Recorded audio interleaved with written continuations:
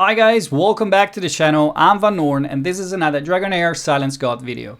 It's day 6 on my server and we are progressing today with the champions to level 90, and so we finally have the opportunity to try out a few weird things and comps for the latest stage of the game. And today I want to show you something that I found out and work on.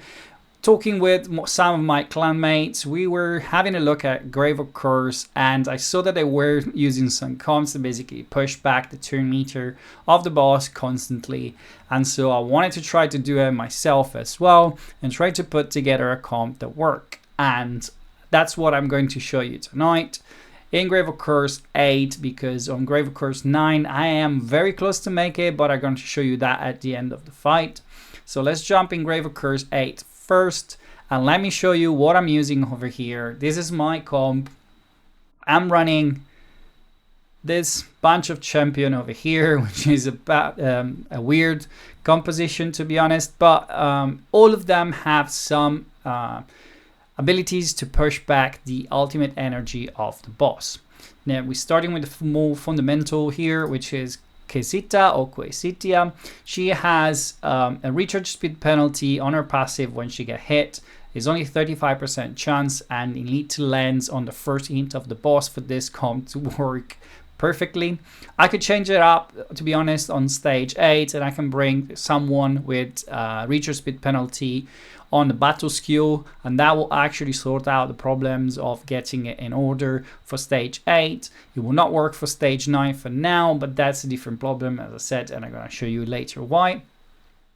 But you need the recharge speed penalty to go up on the boss as early as possible and to be up as consistently as possible.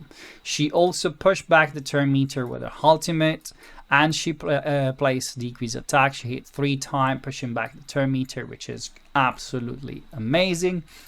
Then we gonna have the one and only Fathom Down, the king of the ultimate down. He has a multi-hit ultimate that keep pushing back the ultimate energy by 5%, and is one of the best skill in the game for doing this. I built it with the which is remain the accuracy set for the stage, for stage 9. We need 170 over here, to be honest, and that's why I'm going to run is aura, the attack aura in dungeon, to destroy the boss much quicker. I'm bringing in Perseus with the slingshot, again over 170 accuracy and trying to build some damage. Decent crit rate, decent crit damage, trying to bring some damage in the comp as well. Fathom Down, Perseus, and Niso are my main DPS over here. She has also a double hit, and she pushed back 15% every time she uses skill on the boss that has debuff. We have plenty of debuff in this comp, and so all of them work. And then I'm bringing Shook. Shook has a turn meter ultimate energy reduction on the battle skills. To be honest, I can't wait to substitute him out, but I have to build him for this comp because on stage 9 I need the aura to get to 220 or over 200 accuracy. I don't remember, I will see that in a minute, but I don't have the accuracy to get there at the moment, and so I need an extra boost. I'm using his aura over here to get a little bit more, and I'm using some food on stage 9. On stage 8 it works fine, and I can use the attack aura from Fathom Down, as I said. There's really nothing special about this comp to know. I didn't set any timing whatsoever. They all keep turns to keep the turn meter down, and I'm gonna put up the runs in the background right now. Basically, the boss will hit Quesita on the first hit, getting the recharge speed penalty, and then they will take turns to push the turn meter back. The entire run, the boss will never use any skill, which is pretty crazy. You're never gonna use the A1 or the A2.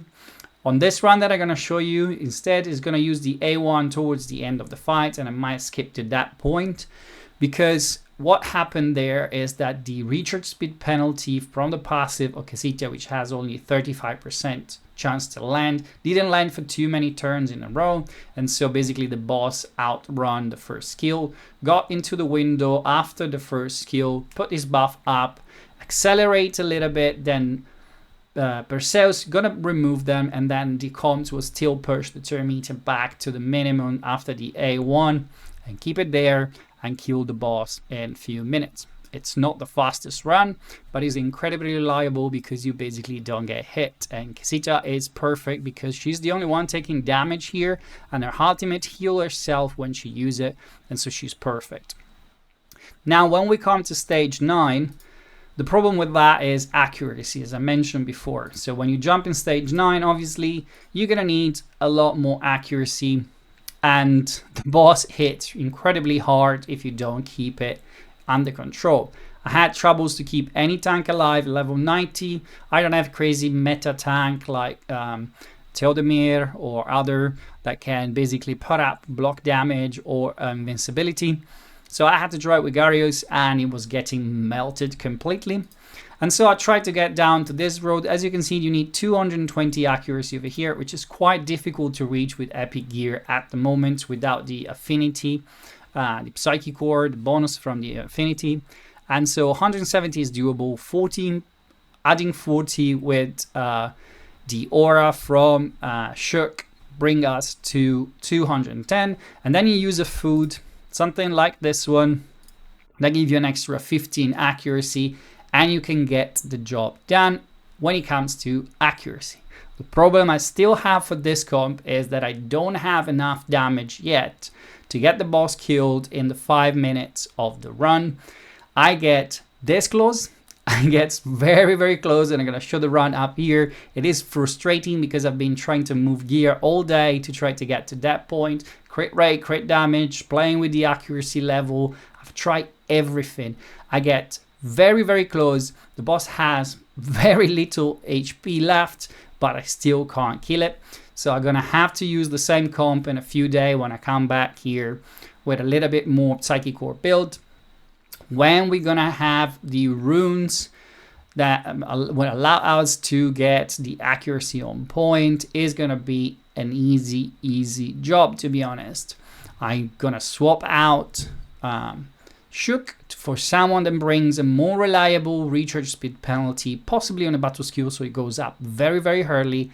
And then when that is gonna happen, the boss never gonna take a turn. We're not gonna get hit, as you can see, and it's absolutely incredible. Now, obviously, I'm using a very specific comp over here, but I'm using 2 epics, and there are also many replacements.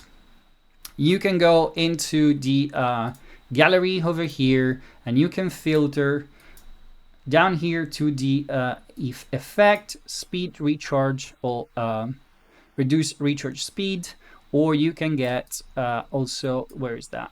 Recharge speed penalty somewhere else. But nevertheless, the champions that are doing it, they are on this filter mostly, and so you can definitely try to find someone else. There are also 2 fire champions, which I don't understand why they don't come up, which is Huldork, and the other one is Jorn. They all push back the ultimate energy, and they are incredible. If you're going down for the fire and poison, you can use also Urgander, which is pushing back the turn meter or the ultimate energy on his battle skills. He hits and push it back 25%. You can definitely use many other options. There are some epics as well, and rares that can do the job. A little shout out will be to this guy over here, which is a new champion that push back the turn meter every time you place a debuff or control. You can't place control on the boss, but every time you place a recharge speed penalty over here on his ultimate, and you can push on maybe another artifact on him, like the Witch's Remain or the Crowned and Clean. If you place 2 debuff, is going to push back the turn meter 30%. Sorry, ultimate energy 20% actually. So it's going to be 40%. Now 40% is not the entire bar, obviously it's just a portion of the bar of that ability. When you pass the ability, it's going to stack in that window. That's why I was saying it gets in the second window when I was talking before about the comp.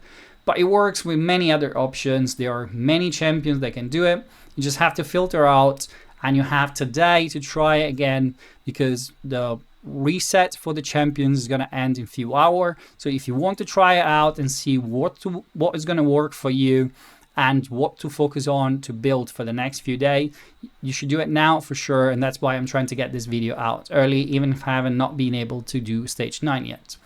So I hope you guys enjoy this video.